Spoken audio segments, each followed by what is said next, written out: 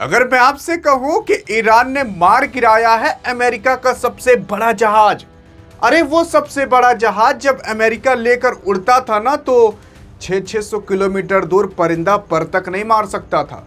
लेकिन आइए देखते हैं कि आखिरकार ये विमान था कौन सा। आइए देखते हैं कि ये विमान कितने करोड़ का था। आप सोच रहे होंगे अरे 100-200 करोड़ का होगा। 100-200 करोड़ तो इसके सामने चिल्लर के बराबर है। आइए देखते हैं कि आखिरकार ये विमान कितना पुराना था, तो कितना खास था, तो ये विमान कितना खतरनाक भी था। हाँ, क्योंकि अगर आप देखने की कोशिश करोगे तो अभी हाल फिलहाल ईरान ने जब सऊदी अरब के ऊपर अटैक किया था, तो सऊदी अरब के अंदर जो प्रिंस सुल्तान एयर बेस था, वहां पर यूएस ने अपने काफी सारे हवाई जहाज रखे थे। कुछ ऐसे हवाई जहाज रखे थे जो कि टैंकर्स के रूप में काम करते थे, मतलब सामान को इधर से उधर या फ्यूल को इधर से उधर ले जाने का काम करते थे।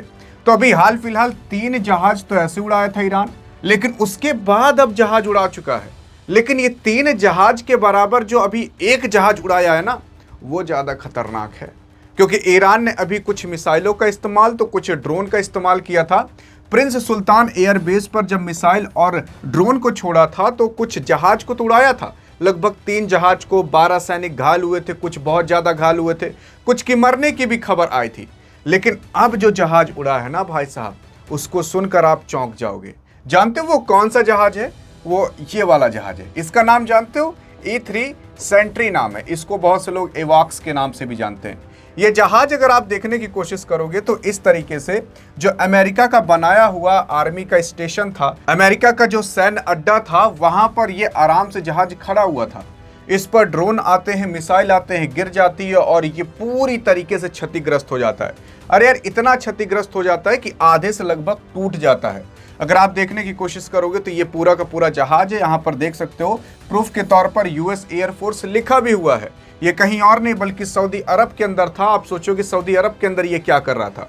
तो अभी ईरान और अमेरिका के बीच लड़ाई हो रही है ना, तो ईरान अमेरिका को थोड़ी ना ठोक रहा है। ईरान ठोक रहा है अपने देश के बगल बगल वाले देश को। हाँ जी हाँ, उसके बगल बगल जो देश है उनको ठोक रहा है, क्योंकि ईरान के बगल बगल वाले देश के अंदर अमेरिका ने अपने सैन्य अड्डे बनाकर रखे हैं और सैन्य अड्डों के तौर पर वहां पर इस तरीके के काफी बड़े बड़े विमान रखे हैं। तो जो ईरान है वो सोच रहा है कि भाई साहब, इस तरीके से अगर हम उनके सारे जहाज को उड़ा दें तो अमेरिका फिर कुछ नहीं कर पाएगा। हाँ, क्योंकि वो रह कर भी यहाँ पर अंधा हो जाएगा। ये जो एरोप्लेन था, ये एरोप्लेन इतना खतरनाक था कि आप जान जाइए कि चलता फिरता पूरा पूरा रडार सिस्टम था। क्योंकि अगर आप एक बार इसे हवा में उड़ा देते ना, तो मैं आपको बता रहा हूँ 400 से 650 किलोमीटर दूर जमीन से लेकर आसमान तक अगर कोई भी परिंदा पर मारता तो ये आराम से पकड़ लेता। लेकिन एरोप्लेन कैसे पकड़ सकता है? अरे मैं आपको बता रहा हूं कैसे पकड़ सकता है। ये एरोप्लेन को अब इसके ऊपर जांच पड़ताल साइंटिस्ट लग चुके हैं कि आखिरकार कैसे इस क्षतिग्रस्त हुआ था। फिर उसके बाद पता चला कि ईरान ने खुद बताया है कि हमने इसे ठोका, जो उखाड़ना उखाड़ लो। इस तरीके से ईरान ने कह चुका है। ये एरोप्लेन था। इस एरोप्लेन की बात करें तो इसको पहली बार उड़ाया गया था 1972 के अंदर। सोचकर देखिए कितना पुराना ये एरोप्लेन है। ये एरोप्लेन में यहाँ पर पायलट बैठते हैं, टोटल 4 लोग बैठते हैं जो इसको उड़ाने का काम करते हैं।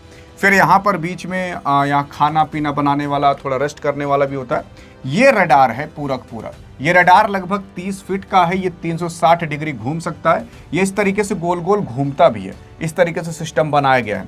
उसी के साथ साथ 400 से 650 किलोमीटर दूर तक ये देख सकता है। लेकिन सवाल उठता है कि आखिरकार इसका उपयोग क्यों करना है?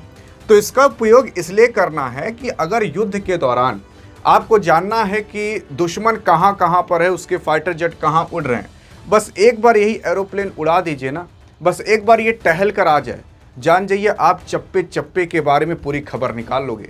कुछ रडार होते हैं जो कि केवल जमीन पर होते हैं। वो आसमान की ओर देखते हैं कि कोई एयरक्राफ्ट तो नहीं आ रहा या कोई विमान तो नहीं आ रहा, लेकिन ये खुद एक विमान है।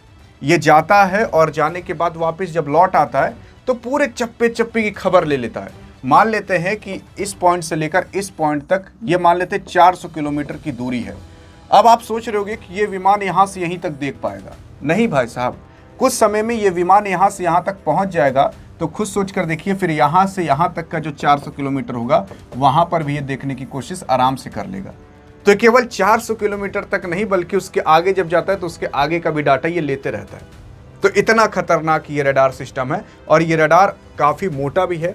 ये नीचे से रडार खुलता भी है, गेट भी लगा हुआ है और इसके अंदर आप जा भी सकते हो। इसके अंदर टोटल ऐसे 2 पार्ट बने रहते हैं, एक इधर एक इधर। इसमें एक ठो रडार होता है और दूसरा भी अन्य काम करने का काम करता है।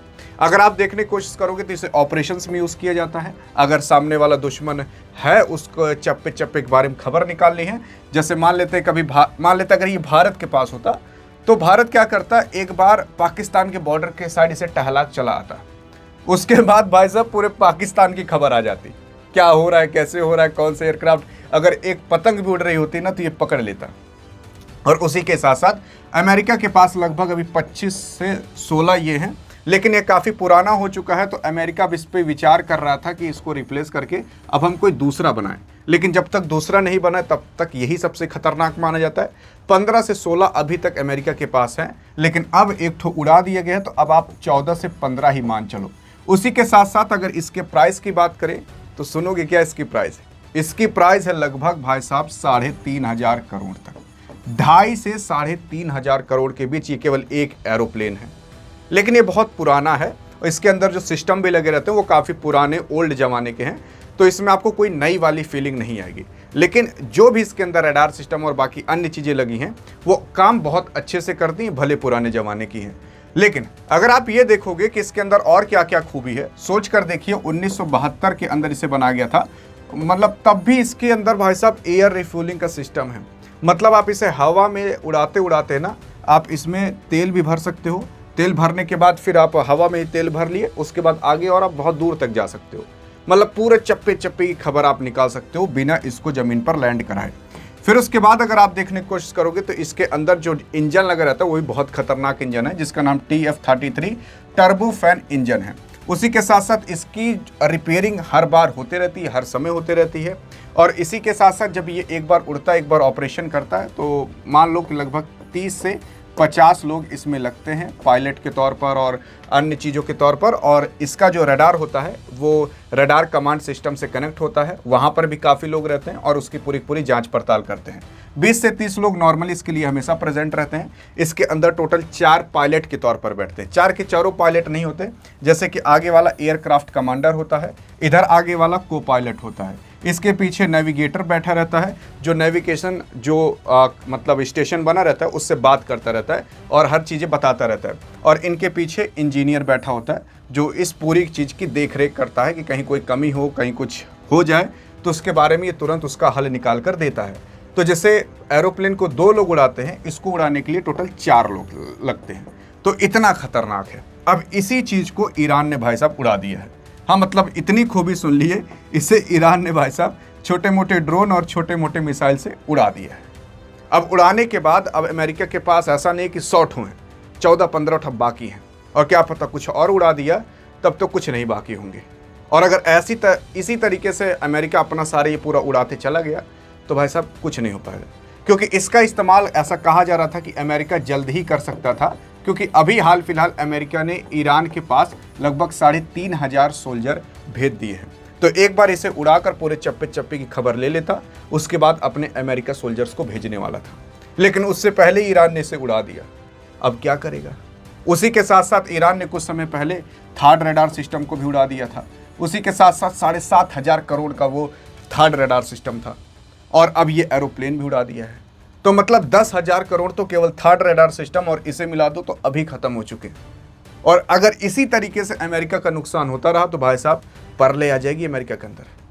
बाकी आपको क्या लगता है कि अब इस युद्ध को कौन जीत रहा है, ईरान जीत रहा है कि अमेरिका? देखते हैं आपका क्या कहना है। अधिक जानकारी चाहिए तो इस वीडियो में मिलते हैं, तब तक के लिए जय हिंद जय भारत।